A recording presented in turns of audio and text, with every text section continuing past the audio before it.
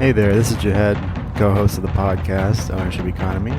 My co-host Martin is out for the next few weeks, so we wanted to bring you a few episodes as a summer break where we'll be speaking about more low-key subjects. It'll be more of a conversation, and we'll be bringing in DAO contributors and operators from across Web3 and Web2 companies just to really give us a deep dive on their expertise and experience from the trenches.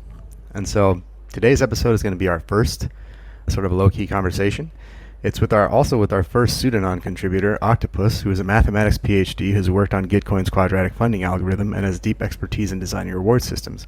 We'll cover how to incentivize reward systems for better intrinsic motivation, what Sybil attacks are, and why proving your identity in a privacy-preserving way is necessary for democratic technologies to work. We hope you enjoy it, and please remember to subscribe and rate us if you like us or hate us. Thank you. Enjoy the episode. Thanks for joining us, Octopus. Really great to have you here. What we like to do when we jump into this is the normal thing we do is just ask folks to introduce themselves and tell us their story. You can start wherever you like, as far back as you like. So I'm a very unlikely mathematician. I did not think of myself as a math person growing up. But when I was about 24 years old, I decided I really wanted to take on a big challenge. And for me, taking a calculus class was going to be a big challenge. It was something like a person might run a marathon. What I discovered was that being a bit older and not being so forced into the confines of traditional school, I really found the material intriguing and just kind of fell in love with math and enjoyed exploring it, and also became even angrier at my prior experiences where math had kind of been like the barbed wire, intellectual barbed wire. No, you did that wrong. I'm going to cut your hand. So that's my story. I'm really intrigued and passionate about teaching math. But lately I've been getting back into thinking about non-coercion and how to make things based more on consent and less on authority. Got it. And so at 24 or so, you decide to do a math PhD. And I also have an academic background. So I was in a PhD program for physics at the University of Illinois back in the day. I left because I didn't want to be an academic, left with a master's in physics. But it's kind of funny when I look back on it, my beliefs as an anarchist came much, much later in my life. So only much later did I get into anarchist pedagogy. And so, which, has a really, really rich tradition. I don't know if, folks who listen to the pod understand that, but basically, supporting autonomy, supporting relatedness and connectedness through education has kind of manifested in a number of movements, right? But maybe before we get into what you're doing and what you've done and are doing in Web3, you could tell us a little bit about, you decided to do a PhD in math, and then you had extensive experience teaching, as most graduate students do. What was that like, and what was different for you? So I was an adult and I had a partner, so I had to take my economic responsibility seriously. And I ended up doing a lot of additional teaching and tutoring work beyond what would have been just required by the program. And I found I loved the research, and I've done a lot of research, but I really liked the sense of community that it was possible to build in a classroom. And I really enjoy leading students through discovery and taking away that fear of the wrong answer, which is so deeply ingrained, especially by the time they get to university, that it's almost like Pavlovian response, where there's no longer a need for an explicit punishment. It's just the possibility that you could be wrong is so terrifying. Definitely. So working to deconstruct that is something I really enjoy. Yeah, I think like me as a father too, I see that exact problem with, kind of my child already, is that, and I'm not some like paragon of parenting, but I do strive to be anti-authoritarian in what I do. And so I can tell that the children really they end up calibrating to what they think is your like negative or no, right? Whereas so if your no is like yelling or, maybe a generation or two ago, or even now, like spanking or hitting, that's the Pavlovian response. But if you have some other thing, you're harder to figure out. And so, and I feel like children early in their lives have to calibrate their emotions, right? Because it's not like everyone's just born understanding how emotions work and, having this thing they call emotional intelligence. So I very much hear you where it's like, what is the right answer? Did I get the right answer? And like you do the best you can to be like, actually, it's not about the right, or I have to get you to understand this journey that you're on, right? You have to understand where you're at in it and help you actually build some engagement with that in the long term, right? And I do it as a parent all the time, and I see it happening here and there, and I have to stop myself from doing it as well. Totally get you. Well, I really resonate with that because I'm a parent too. And I'd like to point out that there are lots of times where we don't think about the power differential. By not doing that, it really creates a situation that needs to be examined. So there's sort of an implicit economic threat behind a lot of schooling, which is if you don't do what I'm saying, you won't get good grades. And if you don't get good grades, you won't get a good job. And then if you don't get a good job, well, that's just the end of the world. I mean, so the sense in which belonging and physical safety, the ability to eat, that is like this very physical threat behind a lot of things that's like maybe benevolent control mechanisms like grades, but really there's some pretty deep fear that motivates those. Absolutely. And I think we have started this pod on a little bit of a tangent, and I don't care. So just to be clear, but I think that there's a reason why, just to take a tangent even on like behavioral psychology and self-determination theory and a bunch of other things from a past life that I'm a bit well versed in, there's a reason why no one in behavioral science really who takes it seriously, even, they'll talk about Pavlov and they'll talk about Skinner and, the whole stuff around the rewards and punishments, but we've discovered so much more since then. And one of my favorite folks in the space who might as well be an anarchist is Alfie Kohn. He wrote these great, he's fantastic. He basically wrote this great book called Unconditional Parenting, where he talks about how rewards and punishments don't work, and rewards are, you might say, oh, I'm not going to punish, only reward, and your children calibrate to the new presence of whatever it is you're doing, and you create a new reward system. So it ends up being gamed in the same way, and all of it eventually blunts intrinsic motivation. So the thing that you want, if you ask parents, what do you want for your kids? Well, I want them to be well adjusted. I want them to be well loved. I want them to be able to be self-actuating. I want them to, this, that, and the other. It's like, well, those are things you want. You chose the wrong system to do it. He wrote another, I love Punished by Rewards. And he wrote another great book called The Homework Myth, which basically pointed out that excessive practice does a lot of damage. And I believe that a lot of this comes from Calvinism, that work is an ethic. It's ethical to work hard.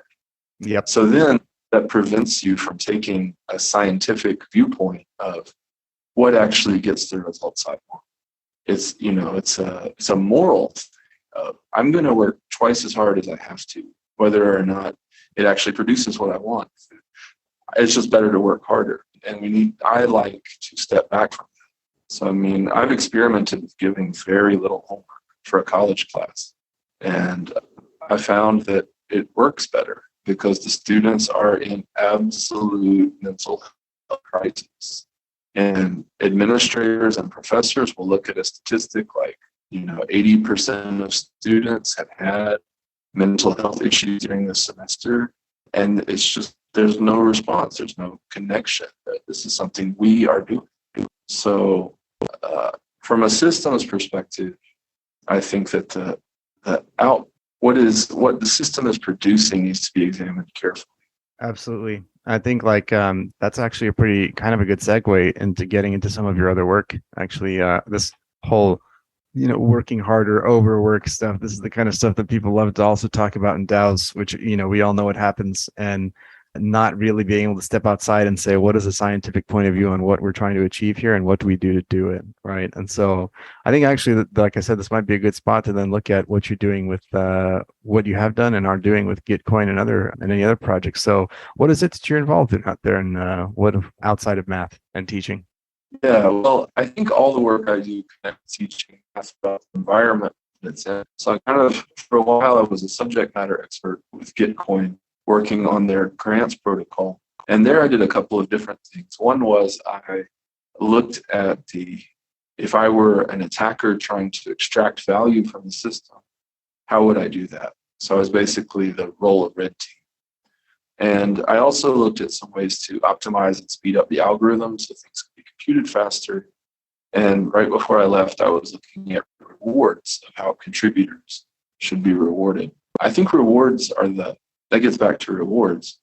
So I feel like with economic systems, with grading systems, and with DAOs, all of them are about figuring out how to get people to engage in positive behavior. And how do you do that?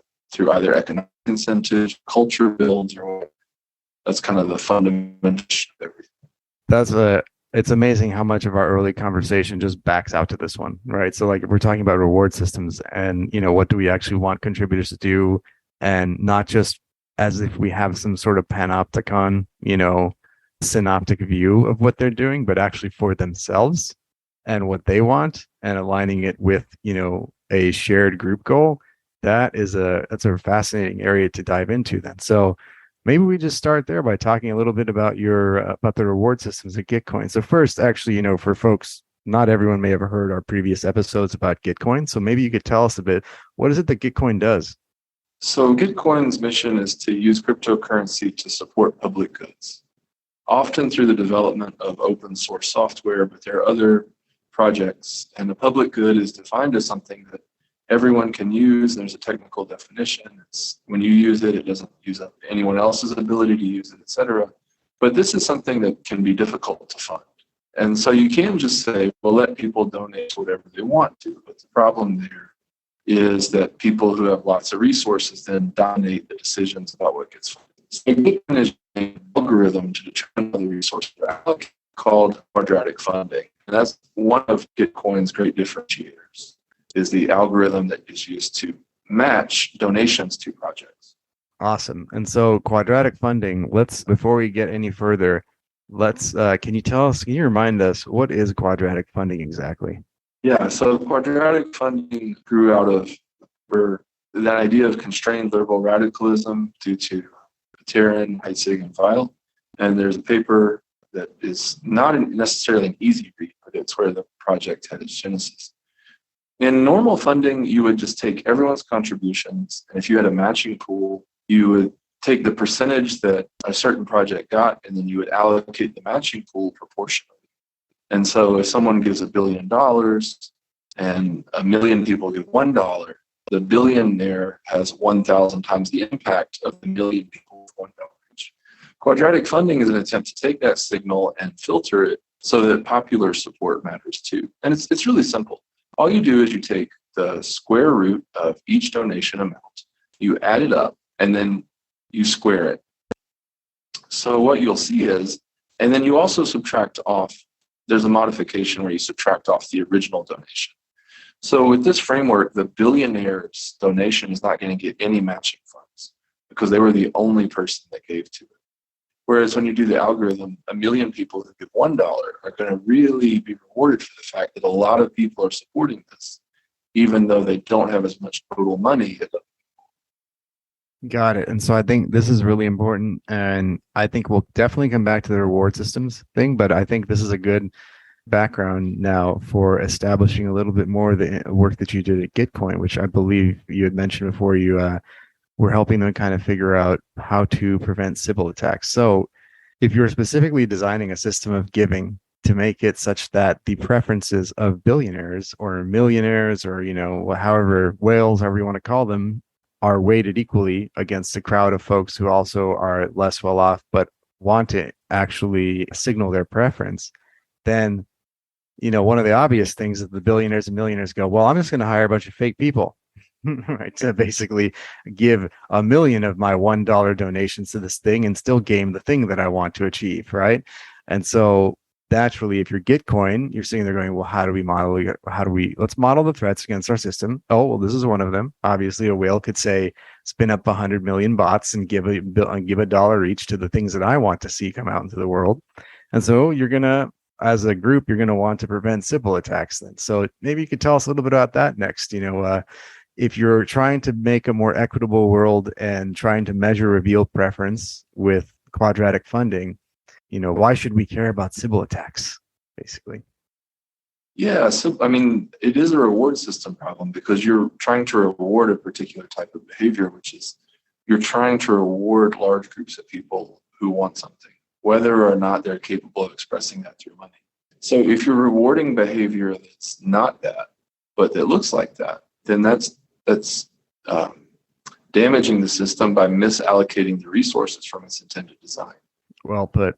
And the challenge, as you said, is that when you only look at the numbers, there's no way to authenticate. Was this really popular support, or was this artificially created to look like popular support? So it's like epistemology, We want to be certain as we can that the system is functioning as intended, because when people gave their money, we were telling them this is how it's going to work. So if it doesn't work that way, then there's deceit and fraud involved. Got it. And so tell us then, if you can, a little bit about the work that you did there as well, because I think, to really make sure people understand why this matters, right, is that, Gitcoin, as Octopus mentioned, is a platform for supporting public goods, but those public goods are not mainly or only open source software anymore. That's how it started.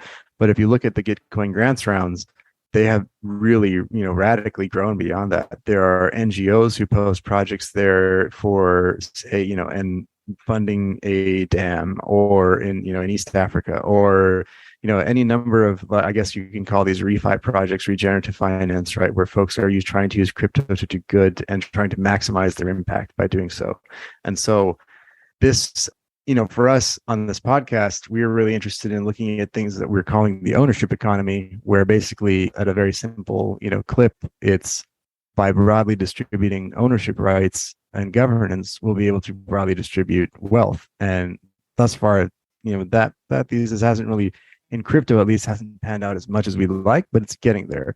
Now, if we come back to what you're talking about with Gitcoin and Sybil attacks, then you can kind of see how these two naturally align, is that if you're able to go and game a system like this, then you're going to mess with both the governance and the distribution of wealth, right? So if you wanted to actually say, if your thesis was, hey, if we make a platform where the many can signal their preference and we can match their preference to offset the wealth inequality of the existing system in some way, and that system is gamed, then it kind of, shreds the whole thesis. And so maybe with that in mind, you can pick up and tell us a bit more about how you and the folks at Gitcoin are thinking of Sybil. Yes, I was one person working on this, and there were lots of work streams. Disruption Joe leads the fraud detection and defense work stream, and it had several sort of but I'll talk about my work that's publicly known. First, I did a lot of work with making sure that people were able to have that quadratic funding was not an obscure box that you just put a number into and it came out of, but really walking through the fact that any person who can understand the square root symbol can understand quadratic funding. What happens is you see the summation symbol and it scares people. But there's really no reason not to be able to understand this in multiple different ways. It's just about someone putting in the work. And part of that work was actually walking people through basic calculations so that it seemed less intimidating, which only took about 5 minutes. But then I wanted people to understand that the damage not having a lower bound on contribution amounts could do. So if you can have contribution amounts that are like, a 100th of a penny, then that amplifies a billionaire's impact even more. And when you have really, really small contributions, that's probably evidence of someone who is intentionally trying to game the system. So I suggested that they put $1 as the minimum donation amount, and that's a change that they implemented, because really there's no one who's going to make a donation who can't give a $1. And that actually provided a security hedge of how much a dishonest or manipulative attacker could extract from the system. I don't like to think about things as attacks because I don't want to blame other people for acting in their own economic interests. I just think it's my job to protect myself, to help protect the communities that I like. So I did those two things pretty early on. I did some work pointing out ways that the code could be made to run faster. And when I left, I was working on a difficult problem of trying to help Gitcoin figure out, for people who actually work there, what kind of behaviors do you need to reward? And how can you determine if contributors are actually people? And both of those are difficult problems. And I have a lot of other commitments, so I wasn't able to really give it the bandwidth it deserved. But I've been thinking about them both. So, No, I think this is a fascinating thing to dig into. So I think for one of the things you mentioned kind of resonated with me, so I want to repeat it to you and make sure that I have it right. Basically, you were also thinking about how to reward contributors, and how to also maybe even apply the Sybil criteria to contributors, right? well, I wasn't applying the Sybil criteria to contributors. It was just about, in one of the recent Gitcoin rounds during the bear market, it became a bit contentious. I mean, there was just honest discussion about the fact that the budget can't stay at the same size. And so as you're thinking about what work are we funding, someone has to make that decision. The Gitcoin stewards, are making that decision, or people voting are making that decision. So that was a question of like mapping rewards to actions within the Gitcoin community. And this is something this is not the tool that's being used, but this is something where like coordinate might come into play. It's a DAO problem in general. Yeah. So I was part of Token Engineering Academy, Token Engineering Commons governance research group. And it was just all about how do you design a reward system for different communities. Awesome. This I would love to dig into some more. You don't have to get into any specifics around Gitcoin if you don't want to, but really we could keep it more theoretical, right? You've worked on with quite a few groups. I didn't know you were with Governance. I'm in that gigantic Telegram group as well. I've never really had a chance to dig myself out of the hole and say, what are they doing? But with your experience now coming out on the other side of this, if you could think of a few things that DAO ops people, DAO stewards should be thinking about when they design a reward system, what do you think are some of the key either pieces of feedback, advice, or learnings that you've had, maybe 3, that you think are either problems to avoid or major, I'd say, design constraints you should be aware of in reward systems that you should basically avoid and say, don't do that, do this? Yeah, I think the most important thing is just to be very intentional about values and about what you are trying to accomplish. And to avoid the tyranny of structurelessness. There's that classic essay by Freeman that you cannot avoid having a structure. And if you avoid discussing the structure, it can really involve in ways you don't like. And to also, recognize the importance of accountability, that people should be doing the things that they've committed to do. And it's okay to point out if someone hasn't done that. I think there's sort of a squishiness because we see how traditional corporations and hierarchical governance has distorted our lives in ways that we personally don't like. And we're really afraid of being those people. So then we're afraid to do anything. We're afraid to have any type of agreements or any type of structure to our systems at all. And that's not going to work. So I think those are the 2 biggest things is, you know this, but some people may not know that anarchism is not chaos. Anarchism is a design philosophy. It's just a particular type of design. Exactly. Well, then I got scared because there are lots of different types of anarchists and different ones avoid different things. I think that's fine. I think the thing is that, there's an old saying, the saying is literally anarchy is order, right? And what that means, right, is that when you actually have relations without hierarchy, you're able to have the emergence of spontaneous order. And that's not to say that I'm probably going to get skewered too, for the same reason you said you got scared. Is that, look, I'm not saying that any hierarchies are good. What I am saying is that if someone says, hey, we want that person to make that decision for a while because I don't want to manage this at all, that's not necessarily, that has the potential to spiral out of control and be an ossified hierarchy of power, sure. But if we have the ability to not make that a totalizing role that, holds power over a group of people, that's kind of what folks like, me at least, are kind of are proposing, is that these loose networks that are values aligned and goals aligned and have decided and consented to ways of working together will, in certain domains, outcompete some of the other types of forms of human organization that exist out there.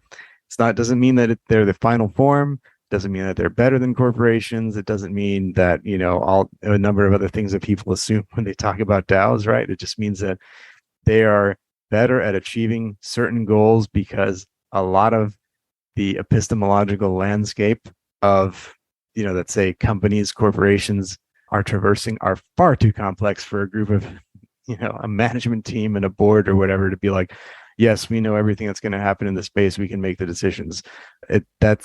We already know from even the economics and even some of the business literature that this is outdated, right?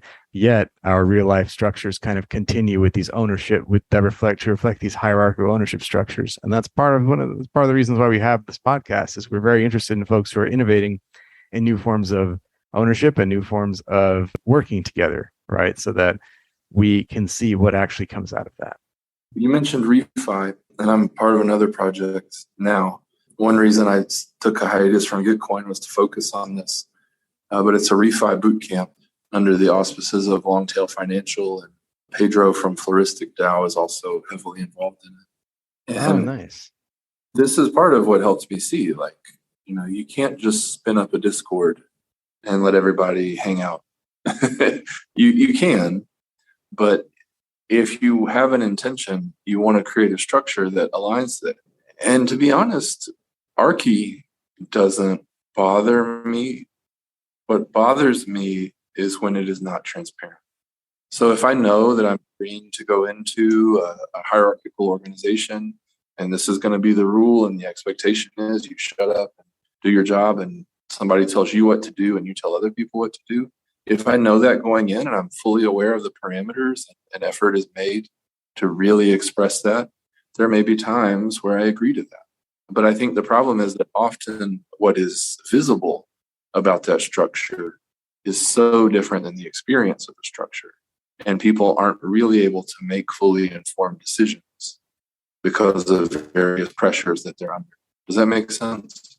Absolutely, because I think it's very, very similar to something that I've said before about these about DAOs, is that part of the reason that we have these experiments in ownership is that a lot of folks who contribute to DAOs realize that they may be reporting to a person who has 10 to 100 times the equity in the decisions that are made, and they're also doing the work, right? And so that doesn't actually feel good.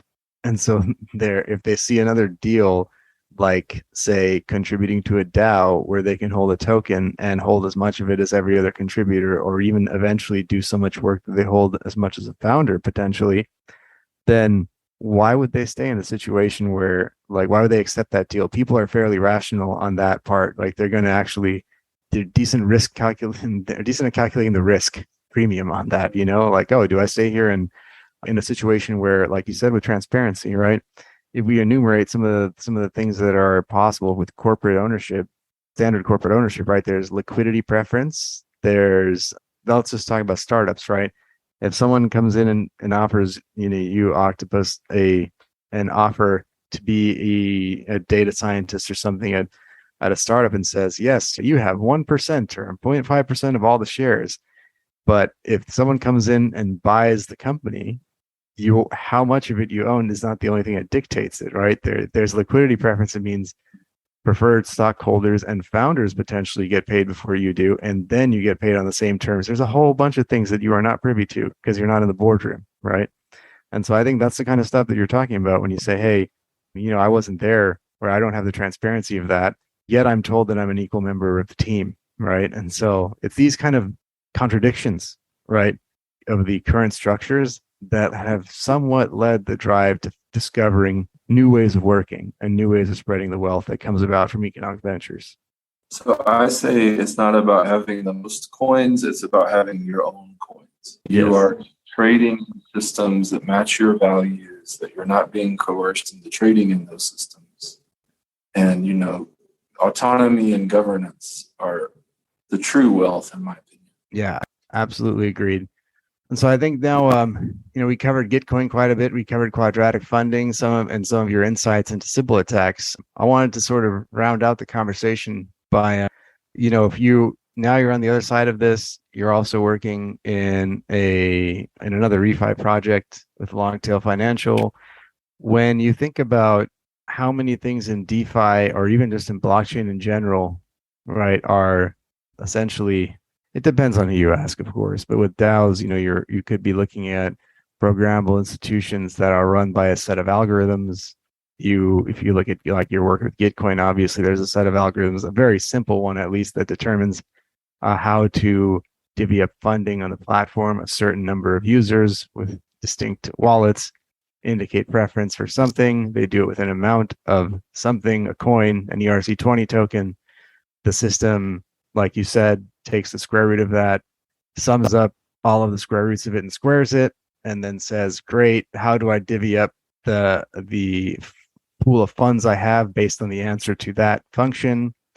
And now kind of rounding all that out, what do you think are some of the, when you think about systems like this, obviously people, I'm not even sure any of them necessarily know what the meaning of optimize is mathematically, like technically, right? But when we seek to optimize some of these systems, what are some of the downsides you've seen? What are the things that you might, that could be potentially dystopian? Well, I'm not always sure what I believe, but I am anti-Taylorism. The Taylor School of Scientific Management. Yes. You'll never, that's right. So I think that by viewing things purely from an optimization lens, it's going to veer towards scientific management, because when you're optimizing a mathematical function, you are dealing with quantifiable things. And so everything has to be measured and tracked, and the success of the system is defined by whether or not the right numbers are going up.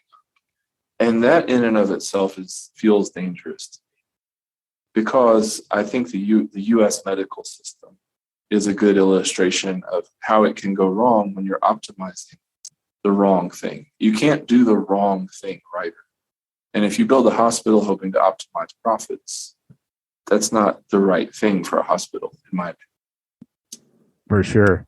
That's a very good point. And so really, it's interesting. What you bring up is I've read. There are two thoughts I want to add to that. So one is there's this great book I read a while ago. It's written by two computer scientists. It's called "The Myth of the Objective: Why Greatness Cannot Be Planned." And then the other one is "The Tyranny of Metrics" by Jerry Z. Muller. And both of those books are very interrelated. One is a Springer, more academic book. It's the Myth of the Objective. These two computer scientists basically talk about how one of the key insights they've seen in their work is not necessarily a breakthrough on, a particular algorithm or what have you. It's more about they change a philosophy, right? And the philosophy being that, they walk through it was 2015, I believe they published this book, and they were walking through some really simple results where they were trying to design a computer model that has like a little dummy learn how to walk, right? And then once it learns how to walk, it needs to learn to walk through a maze.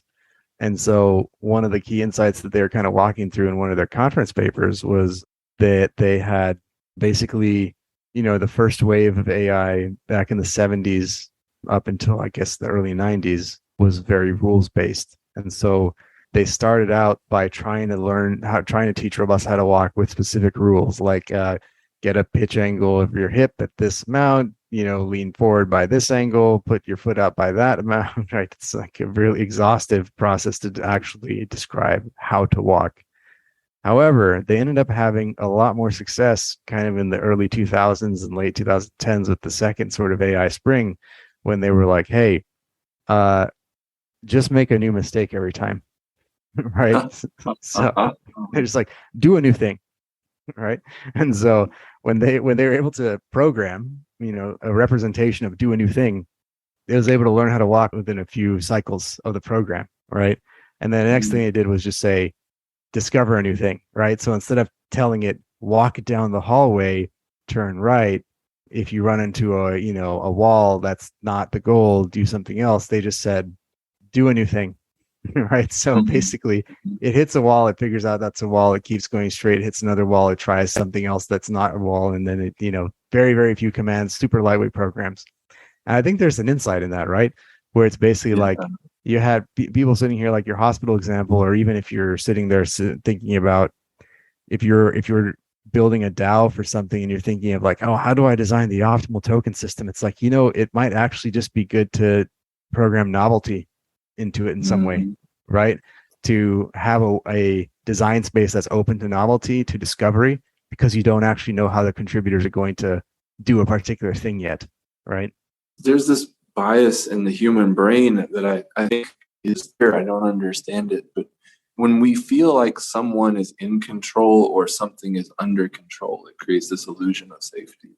And even in situations where experimentally it might turn out to work better, to do it a different way, we like that image of there being someone who's in charge or someone has a plan.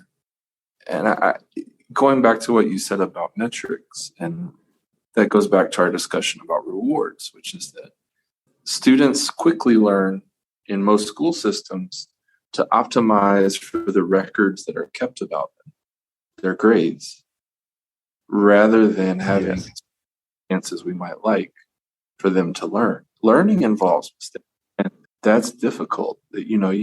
People don't want to see mistakes. People think, well, why couldn't you do it in 2 steps? Why do you need 1,000 trials that don't work? Why can't I just tell you how it works? And they'll think, oh, that person was a really good teacher because they told me exactly what to do. Sometimes, yes, it is important to have structure, but there's a balance. Like, I think that's what really makes us human, is that we're not bots, but we are capable of reasoning. So how to make that trade-off between our human nature and our ability to reason, I think, is really the tension in all of this, all of these governance and reward system questions. Absolutely, because I think like maybe one of the lessons you take from this is not like tokenomics and reward system is not just a pie chart with who gets what, how much of the total supply, right? It's actually it's multiple levels of design here. And of course, people who work on this daily, know the intricacy of this, but essentially, starting, of course, with the pie, how much of it is who gets it, but then working backwards to what are the behaviors that are economically valuable, that what you want to incentivize. And then, of course, think about the design space, like what is the vector of each of those behaviors and how can they be gamed? And of course, then, you got to sprinkle in a bit of psychology. How do they feed back in on the contributors who are working on them, right? Do they do it once and then never think about it again? Is it not actually worth it? Is there something else that you can make that you can actually, this is where I think a lot of my best work in DAOs has come about, is when I actually say, wait a minute, what do all of you think about this goal? Right? When you actually turn around and say, why am I doing this in the corporate way with an OKR that I have established for the team? What do they think about them? I think the tendency is to think that an algorithm is superior to our primate brain, our human brain. And I think that's the case. I think that's the potential for dystopia. An algorithm is really like a snapshot of human thought. And that makes it portable, that makes it reproducible. But human thought is not inferior to algorithms. Like, assigning a person to make a decision can be an extremely effective algorithm, even though it's not mathematically rigorous or computable or whatever. We have gotten this far by making decisions. We are good at it. And I think there's an element of generosity, and there's a certain give and take to being human, where we know that even if the rule is being followed, it's not right. Like, we're not purely rule-based creatures. And that's the risk of a reward system, is it just becomes a math equation, and there's no room for that human maneuverability.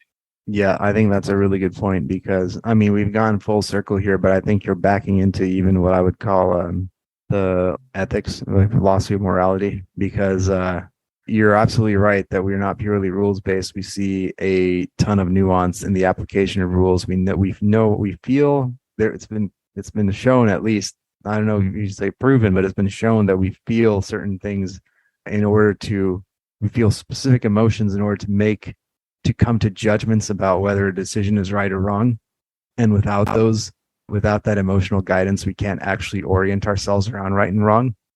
And so my point being that maybe one of the things that's most wrong with this is just me speaking personally now, is one of the things that I see that's most wrong with the current state of things is that what I'll call people basically outsourcing morality to the legal system, right? Where it's Mm-hmm. basically just like, well, if it's against the law, it's wrong, right? And it's like, well, surely you don't think it's that true if you don't think that's true if you think through it for a few more seconds. But I'm constantly surprised by how many people just outsource their morality to the legal system. But anyway, I do think I am getting a little bit off track. What I did want to bring it back around to you, because I think that this point you made about one of the most effective algorithms we've ever had is just say that person is making that decision, right? It's not computable and it's not some fancy thing, but it's been super effective and it's got us this far. And we may not necessarily need in these new programmable institutions and DAOs and everything that we're doing at the beginning necessarily when we're small groups, we may not need anything more than that, right? A little bit of structure that says that person does this, that person does that. Do we all agree? How do we get to that agreement? So I think that's really well put. I think we can kind of wrap it up now. The last thing we like to give folks an opportunity to do is to basically show your work. So I would, Octopus, I'd like to give you a minute to, if you'd like, you mentioned Longtail Financial, you worked at Gitcoin. What's on the horizon for you and what should people do to stay up on your work and where should they go? Well, I'm happy I'm not publicity seeking. I'm happy for only certain people to know me. So I'm not necessarily shilling a product, but I am interested in connecting with people about these ideas. The big thing I've been working on for the last year is Token Engineering Academy's Token Engineering Fundamentals course, which should launch by mid-October. So that's at Token Engineering on Twitter, and it's not hard to find them online. Me personally on Twitter, I am 8CTOPUSO. I tried for Octopus, it was taken. I tried to replace the first O with an 8, that was taken. So I added an O to the end, and finally it worked. So, and I have a YouTube channel where I share math videos. Probably just a direct link to that in the show notes because searching for my name might not even get you there. It's kind of a secret club, I guess. Nice. Well, this was a lovely conversation. We actually touched on a lot of things that I don't normally touch on, which I haven't in years. The behavioral science stuff, Alfie Kohn, Taylorism, and punishment and rewards. I love talking about this stuff. I'm a bit of an expert on self-determination theory, which is the theory of behavioral change that Alfie Kohn really likes to talk about. So it was great to bring back some of those and to hear about how you've been thinking about the philosophy of this, both for contributors and for your students in pedagogy. So thanks for your time, Octopus. This was awesome. Thanks. I really enjoyed it. I hope we get to talk again sometime.